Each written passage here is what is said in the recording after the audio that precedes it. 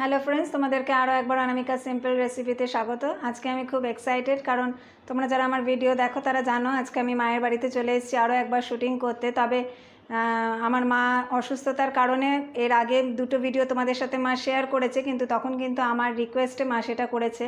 আর এবারে মা আমাকে নিজেই ডেকে নিয়েছে। মা এতটা এক্সাইটেড আমার রান্না দেখে যে মা নিজেও তোমাদের সাথে রান্নাটা শেয়ার করবে বলে আমাকে মা নিজেই আজকে ডেকে নিয়েছে।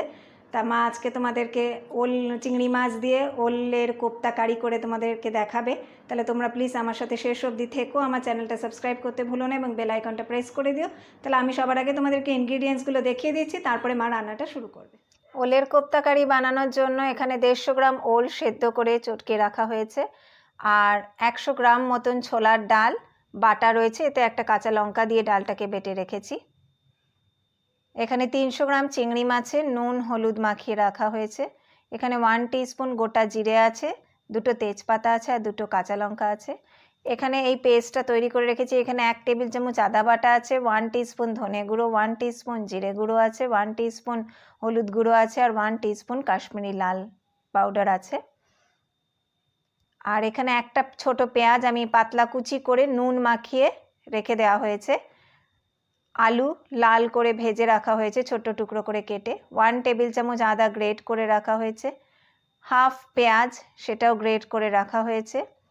আর এখানে হাফ টিস্পুন হলুদ, হাফ টিস্পুন ধনে গুঁড়ো, হাফ টিস্পুন লঙ্কার গুঁড়ো আর হাফ টিস্পুন চিনি রাখা হয়েছে।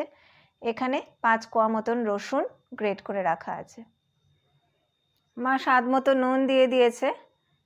1 টিস্পুন মতন গ্রেট করে রাখা আদা দিল। রসুন গ্রেট করে রাখা ছিল, সেখান থেকে 2 চিমটে মতন রসুন দিল। অর্ধেকটা পেঁয়াজ গ্রেট করে রাখা ছিল, ওটা মা সবটা দিয়ে দিল। আর যেই মশলাটা তোমাদেরকে দেখানো হয়েছিল এটা সবটা দিয়ে এবার এটাকে ভালো করে মা মেখে নিচ্ছে। মাখা হয়ে গেছে, এবার এটাকে বড়া ভাজা হবে।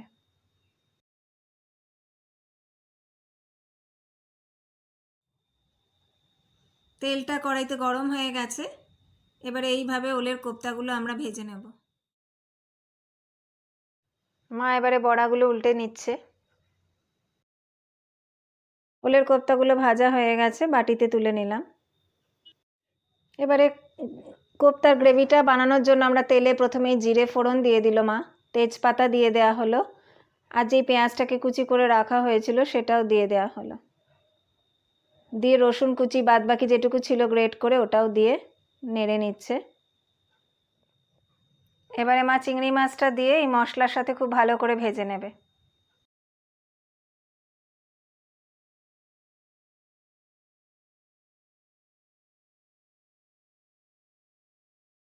চিংড়ি মাছটা মশলার সাথে ভালোভাবে ভাজা হয়ে গেছে। এবারে যেই পেস্টটা রাখা হয়েছিল মশলার সেটা দিয়ে দেওয়া হলো। ভেজে রাখা আলুগুলোও দিয়ে দেওয়া হলো।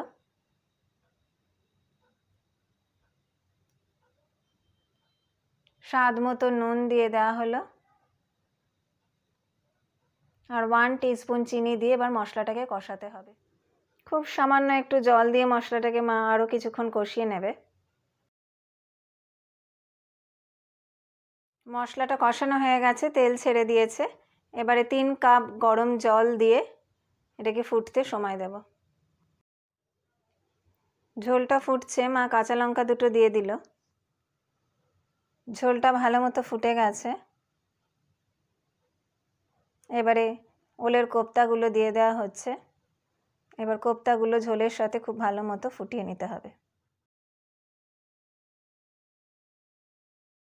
ওলের কোপ্তা কারি রেডি হয়ে গেছে। মা গ্যাসটা বন্ধ করে দিল, দিয়ে এবার এটাকে ঢাকা দিয়ে 2 মিনিট রাখবে। চিংড়ি দিয়ে ওলের কোপ্তা কারি আমাদের রেডি হয়ে গেছে। তাহলে তোমাদের আজকের এই রান্নাটা কেমন লাগলো সেটা আমাকে কমেন্ট করে জানিও, এবং ভালো লাগলে অবশ্যই বন্ধুদের সাথে লাইক করো এবং শেয়ার করতে ভুলো না। সবাই খুব ভালো থেকো, সুস্থ থেকো। নমস্কার।